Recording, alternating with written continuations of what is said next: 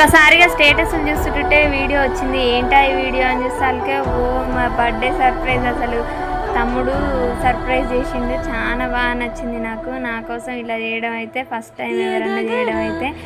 Thank you రా తమ్ముడు, బాగుంది అసలు సర్ప్రైజ్. నాకు కూడా ఇలా ఇంకా రియల్గా నేనే వండి పెట్టి సెలబ్రేట్ చేసి ఇంకా హ్యాపీగా ఉండు. Thank you for all.